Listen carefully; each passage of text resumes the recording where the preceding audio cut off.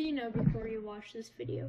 Nexus of Fate recently got banned in Arena Standard formats, which does not affect any traditional gameplay outside the digital game Mtga, or Magic the Gathering Arena. Now let's talk about why it was banned and what my opinion is on it. Nexus of Fate came out of left field. I've played against this card before, and even though it is pretty annoying, I don't think this ban was deserved, because the chances of pulling a Nexus of Fate in a 60-card deck as a start hand is 7 out of 60, unless mulligan, of course. Now this may persuade you, but you will be left with many questions. So let's start off with the first one. If a player has Nexus of Fate or NOF in their hand, then they could play it, right? The reason people hate this card is because of its endless loops. Playing an NOF as an end step on one of your turns and you have one card in your library, it is easy to bring the NOF back, and milling out is not an option, because on each of your unlimited turns, you can play Nexus of Fate back in your library and on until your opponent mills out or one of your life totals becomes 0. There's another loop that I've heard of and I wanted to look more into. I like to call it Turbo Teferi Fate. This deck is mainly based around Turbo Frogs, Teferis, and NOF. Turbo Frogs are very unique, I would say. Instead of trying to get them to focus on getting their life totals become 0, they instead focus on milling their opponents out and prevent combat damage from them. Turbo Frogs usually have no creatures and more draw step cards. This alone could be why NOF was banned in Standard. But that's not all. I bet you are familiar with Teferi Hero Dominaria. This card contributes to the draw step method Turbo Frog uses, but that's not all.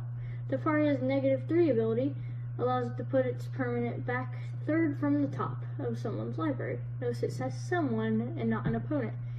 This evades any attacks and contributes to Turbo Frog. You see where this is going, and that isn't even the bad as last ability.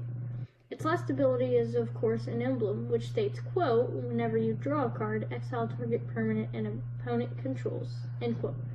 Doing this with Nexus of Fate can leave your opponent mana-less, and maybe even never getting mana. This contributes to Turbo Frog's playstyle big time, causing you not only to get rewarded for drawing cards, but also potentially winning the game with no argument. So that leaves the question, why was Nexus of Fate banned?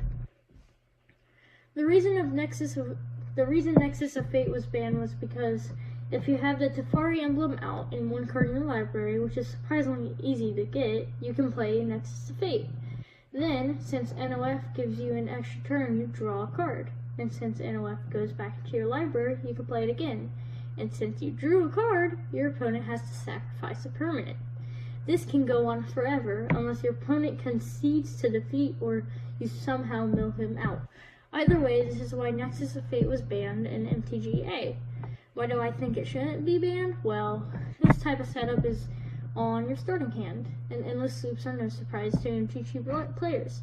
Throughout the game, if your opponent makes you discard or puts the top card in your library into your graveyard, and it was an NOF, it's pretty much game over. NOF and Teferis are your only really chance of winning, if that.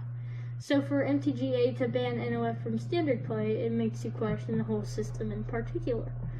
Would they ban any other cards from endless loops throughout 2019? And what arguments will it leave to the players? That's for another video. Thanks for watching.